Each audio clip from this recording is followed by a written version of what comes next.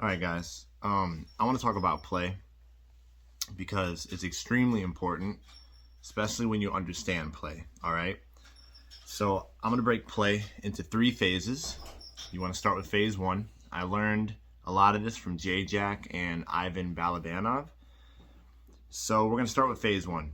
You want to play, and I'm talking about tug, the game of tug specifically here, where there's a lot of people that don't understand play and they're not fulfilling their dogs through play. So whether you talk about a fearful dog or an aggressive dog, like especially an aggressive dog, you want to play tug with an aggressive dog. Like you must play tug with an aggressive dog. It will fix the aggression if you understand all the aspects of play and your communication system is put into place. So phase 1, you want to start every dog in phase 1. I start my game with a cue that begins the game.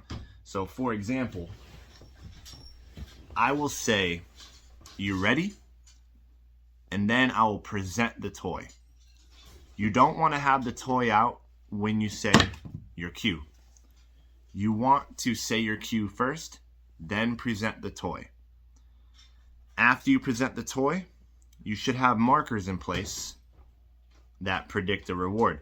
So I use the word yes. The word yes means come get the toy from me. And I use the word get it. Get it means get the toy away from me. Meaning if the toy is on the ground, or if I say get it and I throw the toy. All right?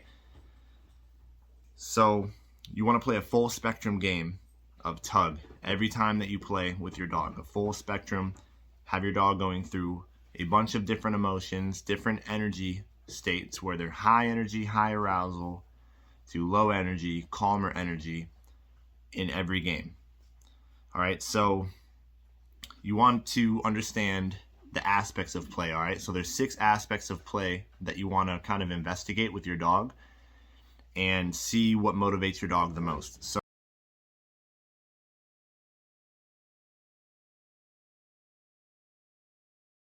So the first aspect is searching. Searching is where you can fake a throw, your dog will run, and then you throw the toy somewhere else, and your dog has to search for it. All right, it's pretty simple. So here's an example of search. I'm gonna give her a fake throw, and then I'm gonna throw it somewhere else. So she's searching. So she has to search for it here, and she found it. So that's search, pretty simple. Lower drive exercise there. All right, so then you got chase. All right, so chase, couple ways you can do it. The dog can chase me while I have the toy. I can chase the dog while he has the toy, or I can throw the toy and the dog has to chase the toy. All right, pretty basic, pretty easy. All right, here's an example of chase, where if I win, I'm gonna run away and she's gonna have to chase me and get the ball back. So I'm gonna win by popping it from her mouth. Pop, pop. Oh, this is chase. She has to chase me. Yeah, good girl. Or I can chase her. Oh, you get over here, girl. Right?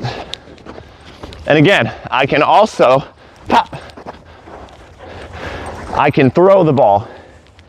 Pop. Oh, she has a really good grip right now. But I would take the ball and I'd just throw it and she would chase it and go get it. Chase is pretty simple. The next aspect is stalking. Okay, so stalking is really cool. So there's 2 styles of stalking. There's obedience, right? Where I can say drop and then I can put the dog in a down. While the dog is in position, he's in stalking mode because he's waiting for me to give him the okay to grab the toy and continue in play. So that's stalking. When my dog is sitting there in an obedience command in a position waiting for me to give him permission to grab the toy. Or I can just straight up say drop. My dog has to drop the toy and my dog has to wait for permission after the drop command to grab the toy again. So by default, my dog is in stalking mode, waiting to grab the toy, right? But you don't want to add obedience into play until phase 3, all right? So you can work on obedience outside of play on your own, but don't add obedience into play until you got phase 1 and 2 done. So again, this is phase 1. So before obedience, you can go into stalking mode in 2 ways, all right? So when my dog has the toy, I can like walk kind of slowly towards him, and when he's chewing on the toy, I can like try to grab it quickly. I can tap it a couple times, tap, tap, right? And I can kind of move around a little bit and kind of do this thing where I'm like trying to get the toy from him. And sometimes I'll go to reach for it and purposefully miss to amp my dog up, because some dogs like to tease you with the toy. Some dogs find a lot of fulfillment from this, so I'll purposefully go to grab it and I'll miss, and eventually I'll grab it and I get it, and then we go back into the fight aspect, which we'll talk about that in a minute. But another way I can do the stalk is I can have the toy at like a distance. Like my dog Mateo likes this, where I'll have the toy and he'll kind of stalk me and kind of find a good angle, and you'll see him walk slow and then he'll try to snag it, and from there I can either make him miss it or I can let him snag it and then we play, right? So stalking is really good. A lot of dogs like to stalk. It's a high energy aspect, but the moment the dog thinks I'm about to grab it, that's stalking, right? So you want to kind of stalk the grab. You want to stalk the dog, not the grab. So you kind of want to stalk the dog and make your move and get the toy. Like some dogs find a lot of fulfillment from that. So that's stalking. All right, so when you talk about stalking, phase 1, when there's no obedience in the game yet, stalking would be she has the toy and I'm walking up to her trying to take it. So I'm actively stalking, I go to grab it, and now we're back into fight. So that's stalking. So fight, pretty common one. It's the one I see the most with regular dog owners. And that's where we both are gripping the toy and we're fighting to get possession of the tug toy. Meaning the dog is pulling, I'm pulling, and we're going back and forth, and somebody's going to win by getting possession of the toy. But you can make the fight a little more fun by, when you're playing with the toy, you can kind of push the dog's body a little bit. You can grab the dog's paws. You can put their hand on their eyes. You know, different things. You can kind of swing them around a little bit, you know, and whatever makes them growl the most and kind of get into that higher drive, higher arousal, that's what you want to do. Some dogs like different things. Some dogs get weird when you touch them, and then they'll like let go and you can win. So you want to do different things like that to make the fight more fun. But you can increase the fight aspect by doing these little things while you're tugging with the toy, and it makes it more fun for the dog. So that's the fight. So here's an example of fight. When we're both actively tugging the toy, this is fight. To make it a lot more engaging for her, I can put my hand on her eyes. Oh, you see how she fights there? I can touch her body a little bit. I can run into her. Oh, I can swing her around. Different things I can do to make the fight a lot stronger. I can touch her paws. Oh, good girl. Now, the next aspect is celebrating. Celebrating is the most important one, in my opinion. Okay, this is the one that everybody misses. Nobody does this one enough or at all, or even understands it. All right. So many people are focused on their dog. When they let their dog win and get the toy, they're immediately like, Fido, come here, Fido, come here. Bring it back, bring it, immediately. And it just ruins it for the dog, right? Like, it's ridiculous. So celebrating is absolutely necessary, and you must include this in every game, no matter what. This is a required aspect of the game. So what celebration is it allows your dog to go through a full range of emotions during the game, and it's a lower energy aspect. So let's say I'm tugging with my dog, they give me some fight, and then I let go. I'll let the dog celebrate in a couple different ways.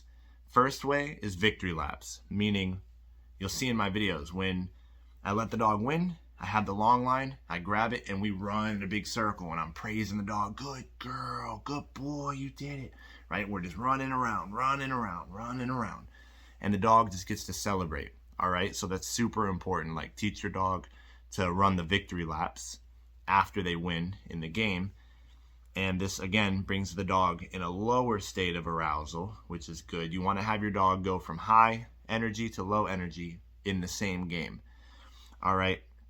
So don't make your dog immediately bring something back when they win. When you let them win, boom, let them go run away.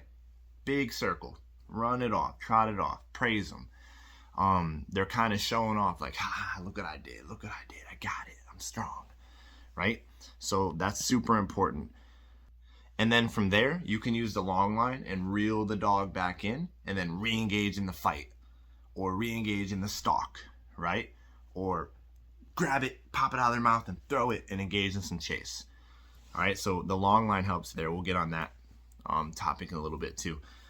But another way, which also is super important, is in the celebration aspect, is bringing your dog into your arms. All right, so there's times where I'll let a dog win, they'll run a victory lap, and then maybe I'll put it on cue. I'm like, hey, into my arms, right? So what you're doing is you're reeling the dog in, and then the dog can be, let's say, between your legs, where they still have the toy, and you're kind of just holding your hand under their chin, and you're petting their head, and you're just telling them how good they did, and telling them they're awesome, you're praising them, right? So this is very important because this allows the dog to go back into that calmer state, and allows the dog to come back to you without thinking you're always trying to plot on taking the toy from them.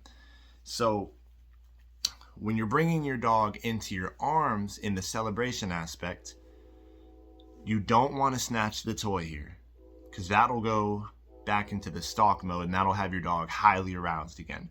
So the goal of this is to be able to have your dog go back into the calmer state during the play, and you can kind of just stroke your dog a little bit, pet them, tell them how good they are.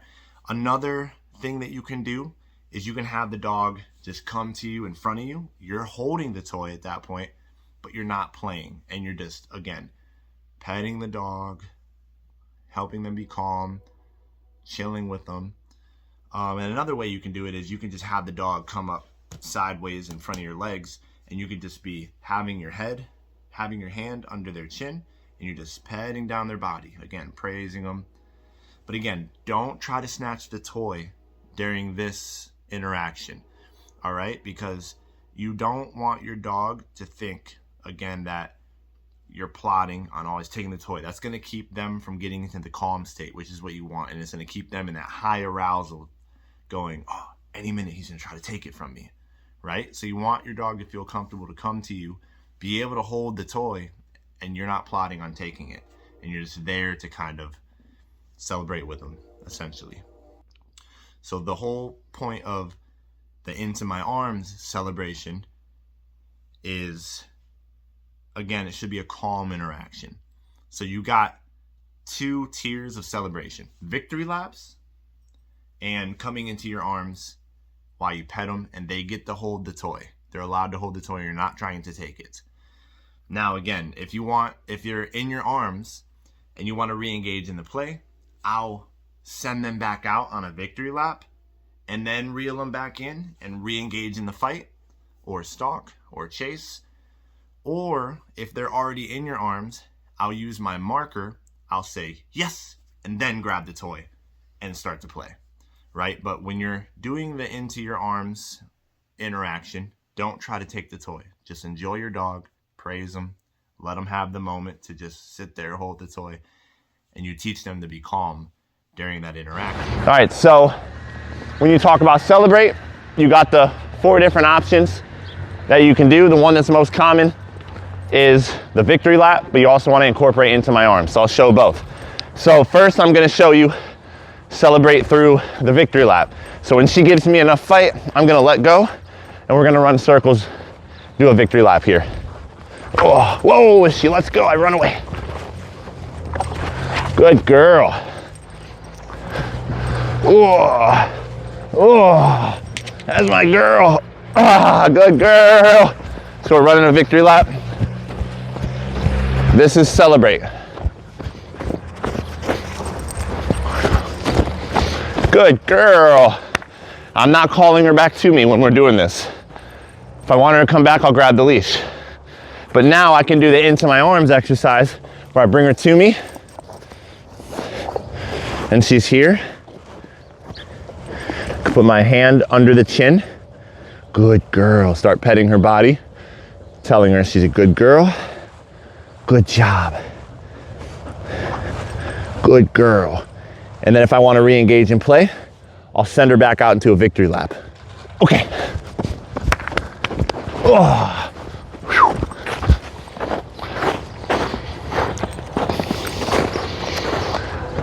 All right. So the next aspect is consuming. Consuming's pretty basic, right? Some dogs like to win and then go kind of lay down and chew on the toy a little bit, and that's fine. So depending on the toy, I'll let my dog win if they find it motivating, and I'll let them go sit down for a couple seconds or a couple minutes and just chew and gnaw on the toy.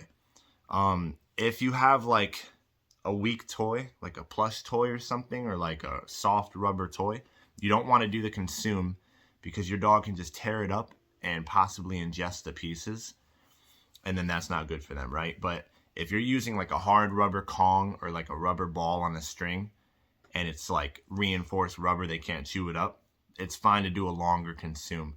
Some dogs like to consume, some dogs don't. Again, the goal is here to use all these aspects and figure out what kind of game your dog likes and then use them all every time you play. Now, when you talk about consuming, when she goes to lay down and chew on the ball, that would be consuming, where she just gets to chew and gnaw on the toy a little bit and relax. Yeah, so that's it for all the aspects. All right, so now you also want to find the phases of possession. There's 4, okay?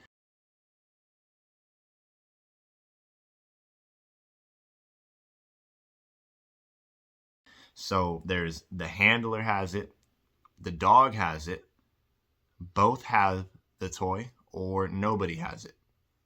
So you want to mess around with the various aspects of play and the phases of possession, all right? Like experiment, do different phases of possession, do different aspects of play, figure out what your dog is motivated by, what's highly rewarding to them, and so on and so forth. The game has to be productive and helpful in training.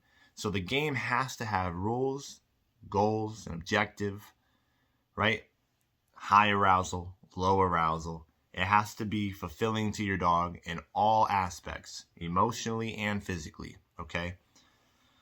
What the game looks like does not matter. Like some dogs like to just only chase and consume. And I don't care. That's completely fine. It's almost like fetch, right? Or it can be mostly stalk and fight, where the dog just wants to tug on it and wants you to stalk them, or they want to stalk you. That's fine too. The only thing is that you have to include celebration with every game, with every dog, no matter what. Every dog in every game needs the celebration aspect by default. You have to include celebration in every game. You have to run the victory laps, and you have to have your dog come into your arms while they have the toy to be calm. You don't want your dog to see a high drive item like a toy and just think it means go insane every single time. Your dog has to be able to switch from high arousal to low arousal without conflict. And for play to be coherent play, it includes all the aspects, or the aspects in which your dog finds rewarding, and it includes the 4 phases of possession. So you can't just have like a full energy game without the concept of switching to low energy as well. Like you have to have the high arousal and low arousal, right? Like you have to switch from both. And that's using the celebration aspect. And again, you have to be able to downshift emotionally without obedience. So I don't mean having your dog go into a down, because then of course by default they're low arousal because they're in a down position and they have to hold it. I mean emotionally without any obedience. So your dog is not confined to a position, but just learning how to regulate emotionally, going from crazy to calm, fighting to celebrating, right? You have to include this, and you're not going to include obedience in phase one at all with play. Outside of play, sure, teach whatever you want to do. But in play, when you're teaching play in phase one, don't include obedience at all. So again, it's always required to run victory laps, always required to come into your arms. And again, I start the game with the toy not visible to the dog. I say, you ready? And then right after, I will pull the toy out. At that point, if I want the dog to grab it while I'm holding it, I say yes. If I want to throw the toy, I say get it, and I throw it. Or if the toy is already on the ground, if I say you ready, I pull the toy out and it's on the ground, I say get it, and I let the dog get it. And again, with play, your dog must always be on a long line until you have solid off-leash recall or solid off-leash reliability. You must be on a long line every time you play. The reason being is some dogs like to just take the toy and run away and play chase the whole time, and every time you get close they run away. Or maybe when you're playing you might see a competing motivator like another dog or a person or a squirrel, and the dog wants to run off after that, abort the game and run away towards the thing, and you can use the leash to facilitate and block those behaviors, right? Or again, let's say I am celebrating, we're doing victory laps, I can then use the leash to reel in the dog and then re-engage in the fight, right? So your leash is going to facilitate everything. And also, very early on, the leash becomes a signal for something good. It doesn't just mean we're going out to explore, doesn't mean we're going to go run, and it doesn't mean anything bad. It just is going to be connected to the play and helps a lot with leash frustration dogs that get frustrated with the leash on. But again, it has to be a long line. Your dog has to be able to have the space to do the victory laps. Like, don't do it on like a 5-foot leash. Like, get like a 30-foot, 40-foot, 50-foot leash. Like, I recommend nothing less than a 30-foot leash. So again, once you have a reliable recall, it's solid, the dog's off leash, you won't need the long line. But use the long line when you're building the play. Like, you shouldn't even be getting rid of the long line until you're deep into phase 3, honestly. And again, the long line helps with doing the whole come into my arms and be calm, be pet by me while you're holding the toy thing as well in the celebration aspect. So that works. Now, to end the game, I can tell my dog, all done. That means the game is over. We're not playing anymore. And your dog will pick up on this very fast. Don't worry about a drop command in phase 1. Phase 2 is where we add the drop command. So you're not going to be telling your dog to drop it, nothing during phase 1. Do not worry about telling your dog to drop it or anything or let go. None of that. None of that in phase 1. Just forget about the drop. Like, everybody's so quick to want to go, drop it, drop. Don't worry about it.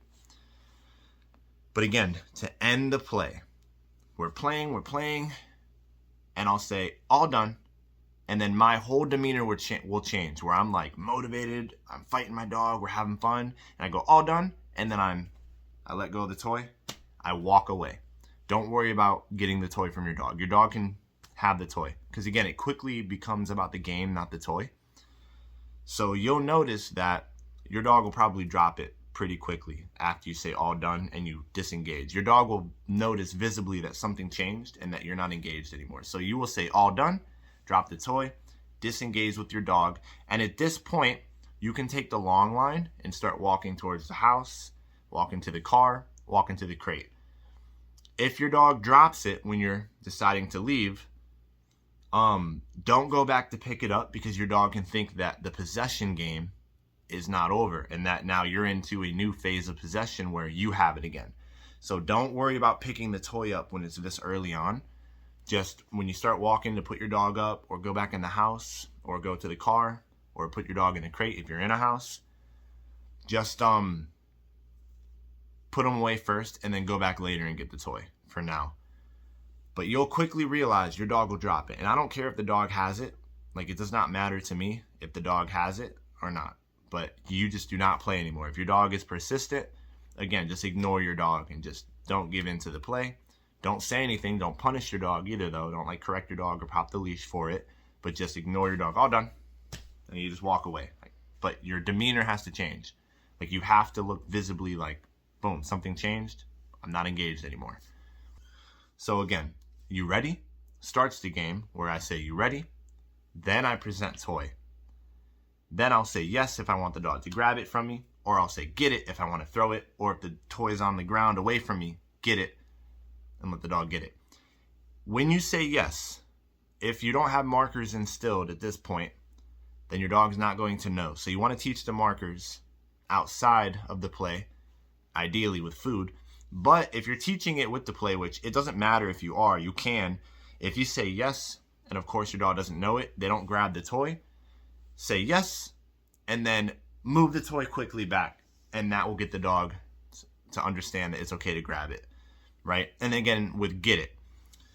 If you say get it and the dog doesn't do anything, use the leash and show your dog they can grab it off the ground. And then again, go into one of the 6 aspects of play, like chasing, stalking, fighting, like whatever your dog wants to do.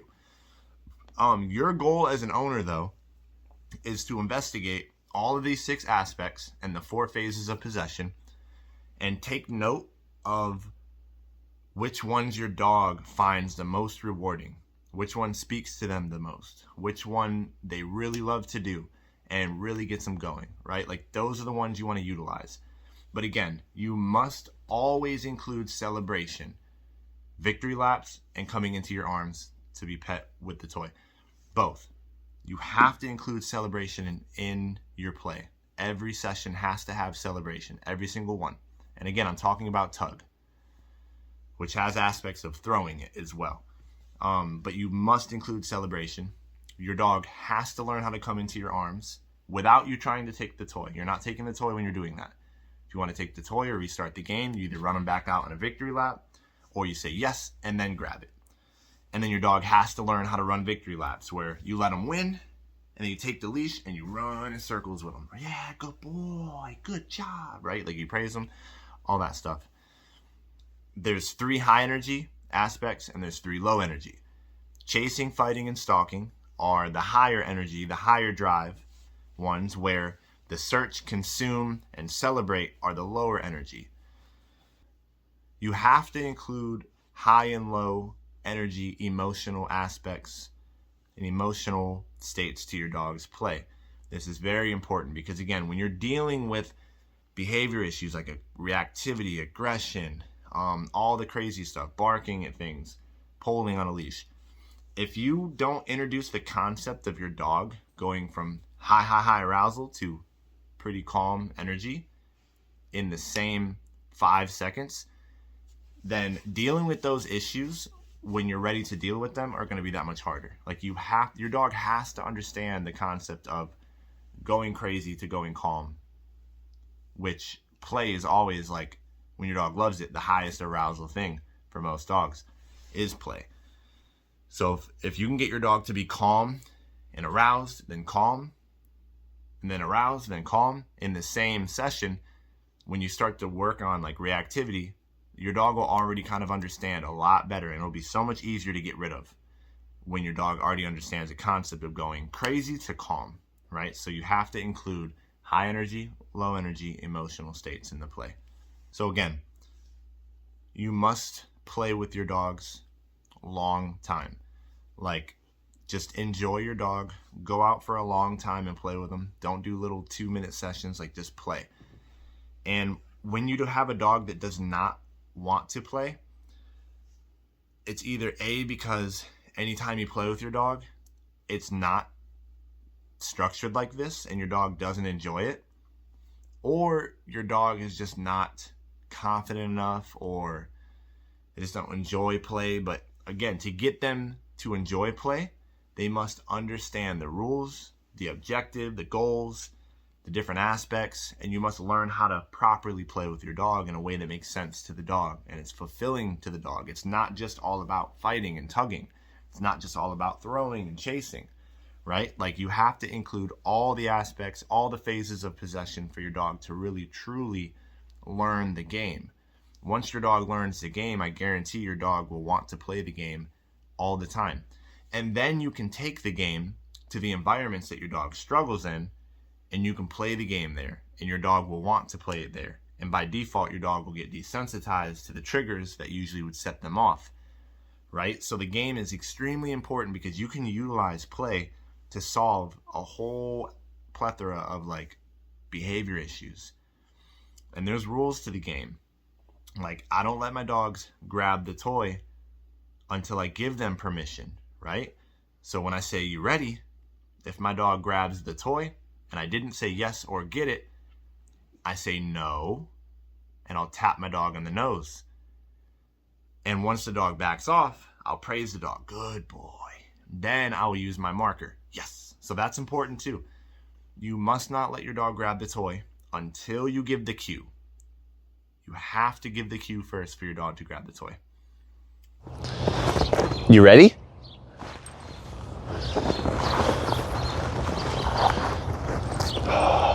Yes.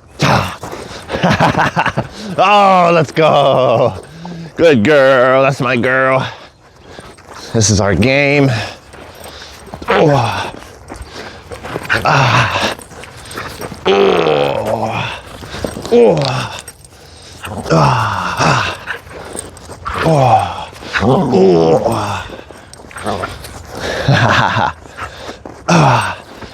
Oh. Good girl. Good job. So we're running some victory laps here, right? I can get the leash, start running victory laps with her, celebrating. Now I'm gonna bring her back and go back into fight. I snagged the toy when she runs past me, and now we're fighting again. Oh. Sometimes your dog wins, sometimes you win. That means getting possession of the toy. So I can pop it out of her mouth here, pop. But she has a good grip, so it doesn't work. I'm not letting her win unless she gives me a good amount of fight there, like that. So she gets to run her victory lap. So look, I'm going into stalking mode now. Got it. So that was stalking. I'm gonna pop it out of her mouth here. Pop. Oh, she got a better grip than I would thought. Than I would think. Oh yeah. Oh yeah. Oh. Oh. Oh. Oh. Whoa. So look, we're on chase. I run away. She snags it. Oh. Oh, she takes it out of my hand. Good girl. I'm not immediately calling her back. We're running laps. Good girl. So now, I'm gonna do a celebrate into my arms. Come here, girl. In my arms. Come here, girl. In my arms. Come here. So I'm gonna hold the toy. Hey, hey, hey, easy. But we're not fighting. It's celebration. So you change the energy. Good girl. I'm holding the toy. Hey, hey, hey, easy. Good girl. Good girl. My hand under her chin. And I'm petting down her body. That's a good girl. If I want to play again, I can either say yes and play, or I can run her back out to a victory lap and then re-engage, which I'm gonna run her back out. Because she's a little weird about coming in thinking I'm gonna take it. So I run her back out. Okay. Way to drop it, girl. Oh yeah, that's my girl. I'm gonna pop it out of her mouth and win. Pop, oh, pop. Oh, good grip, good grip. That's my girl.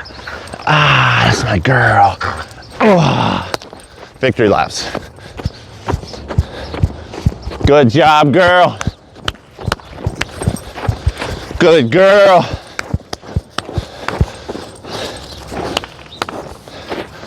So I'm gonna go back into a little bit of stalk. She's gonna lay down here. So I'm back into stalking. Maybe she won't lay down. I'm gonna try to grab it from her. Got it. Now we go back into fight. Oh yeah. Oh. Oh. That's my girl. Oh, she's giving me a lot of fight these days. This is good. We just started building the game of tug 3 days ago, so she wouldn't tug at all before.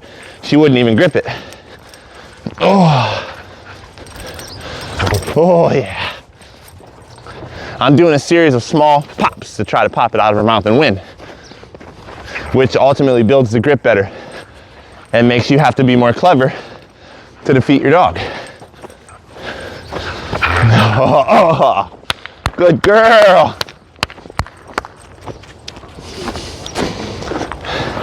So she wants to bring it back. Oh, stalk. Now I get it.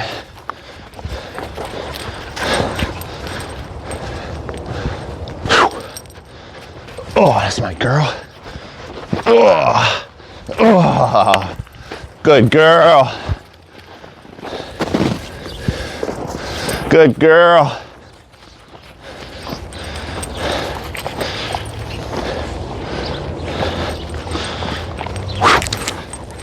Good job. Pop. Oh, that's my girl. I'm gonna pop it out of her mouth again here. She has a bad grip. Pop, pop. Oh, now we go to chase. I can throw the toy and then let her have a victory lap. But here, I can reel her in here and go back to celebrate. And I just pat her down the side, let her know she's a good girl. That's a good girl. Good job. Okay, break, let's go. Back into a victory lap. Oh, now I go into stalk mode. Whew, got it. Oh, and you let go. Good girl. Good girl. Yeah, that's my girl. That's my girl. Oh.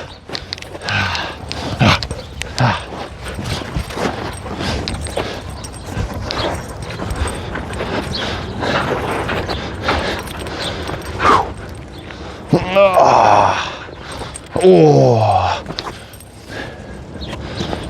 Oh. Oh, good girl. I do a victory lap here. Good job.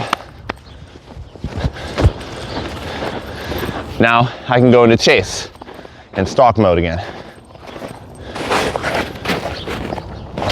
Got it. That's my girl. So if I want to end the game now, I go from fight to all done. I let go. I walk away. Now the game's over. I won't be playing anymore. And you'll see eventually she'll just drop the toy.